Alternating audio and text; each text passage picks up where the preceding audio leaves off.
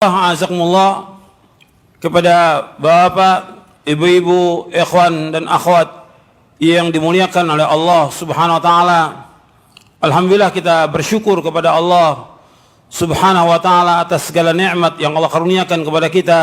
Nikmat Islam, nikmat iman, nikmat sehat, nikmat afiat, nikmat dijauhkan oleh Allah dari berbagai macam malapetaka. Nikmat diberikan hidayah di atas Islam dan sunnah.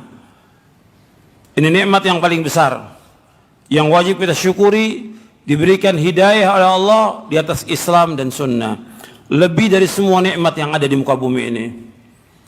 Makanya kalau nikmat ini nikmat yang besar, kita harus jaga nikmat ini. Nikmat Islam dan sunnah, nikmat yang paling besar yang wajib kita syukuri atas semua nikmat yang ada.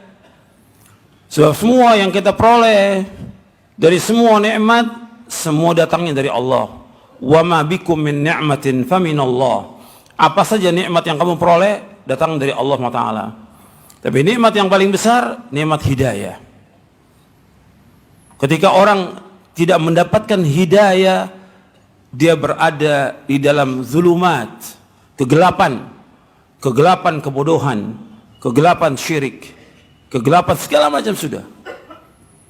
Makanya kita bersyukur kepada Allah diberikan hidayah di atas Islam dan sunnah. Nikmat ini merupakan nikmat yang paling besar dari semua nikmat. Nikmat Islam, nikmat yang paling besar yang wajib kita syukuri. Kemudian nikmat sunnah, diberikan hidayah di atas sunnah. Betapa banyak orang-orang yang diberikan hidayah di atas Islam tapi tidak diberikan hidayah di atas sunnah, sehingga mereka mengikuti firqah-firqah, golongan-golongan, kelompok-kelompok, aliran-aliran yang sesat, berbuat berbagai macam bid'ah yang Nabi Muhammad SAW tidak pernah mencontohkannya. Makanya kita bersyukur kepada Allah diberikan hidayah di atas Islam dan sunnah. Ini wajib kita jaga. Kalau kita nggak jaga, ya akan hilang dari kita. Betapa banyak orang-orang yang diberikan hidayah dari Islam dan sunnah, kemudian hilang hidayah itu, dicabut oleh Allah. Kenapa? Karena dia tidak mensyukuri nikmat itu. Mensyukuri dengan apa? Dengan belajar, dengan mengkaji, dengan memahami, dengan mengimani, dengan mengamalkan dan mendakwakan sunnah ini. Banyak orang-orang yang dicabut nikmatnya oleh Allah.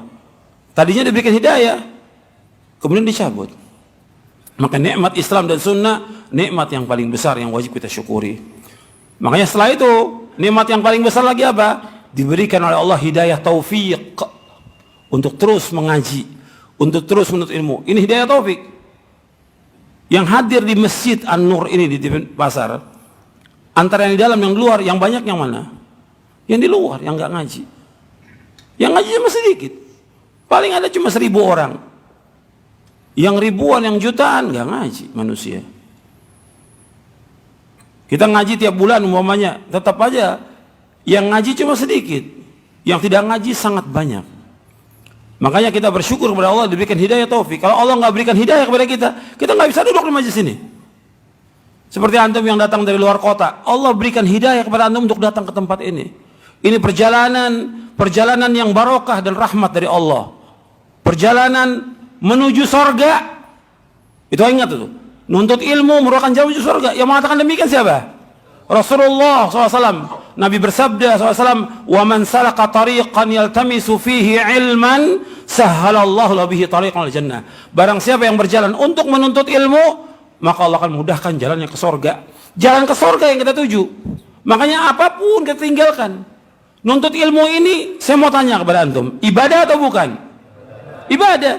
Nuntut ilmu ibadah. Allah ciptakan kita untuk apa?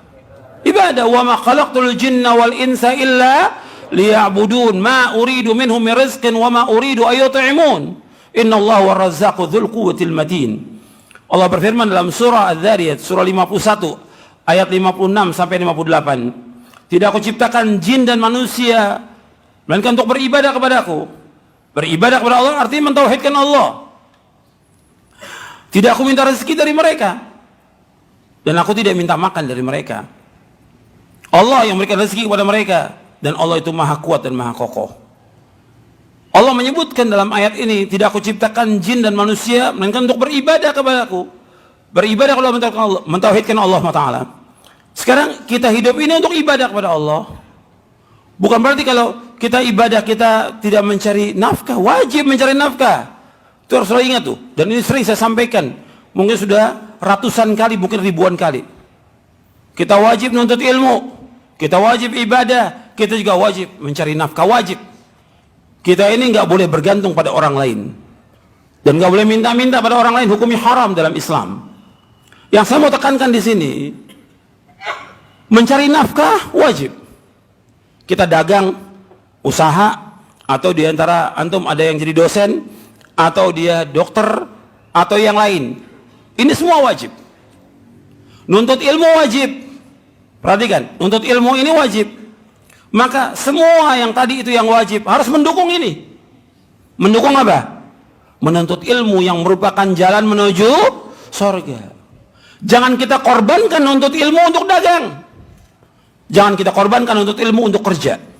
Jangan kita korbankan untuk ilmu untuk praktek kalau dia dokter.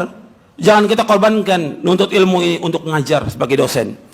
Atau untuk cari maisha yang lain. Semua maisha yang Allah berikan untuk mendukung ibadah kita kepada Allah.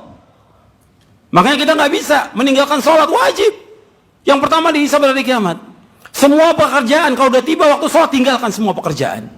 Dagang, kerja segala macam, ngajar, jadi dosen, atau dia sebagai praktek dokter, tinggalkan semuanya untuk menegakkan ibadah kepada Allah. Karena Allah menciptakan kita untuk ibadah. Untuk ingat itu. Karena banyak orang-orang meninggalkan itu. Dianggap ya seperti suatu hal yang mudah aja ditinggalkan. Gak boleh. Ini kita diciptakan Allah untuk ibadah. Bagaimana kita menekan ibadah kepada Allah Ta'ala?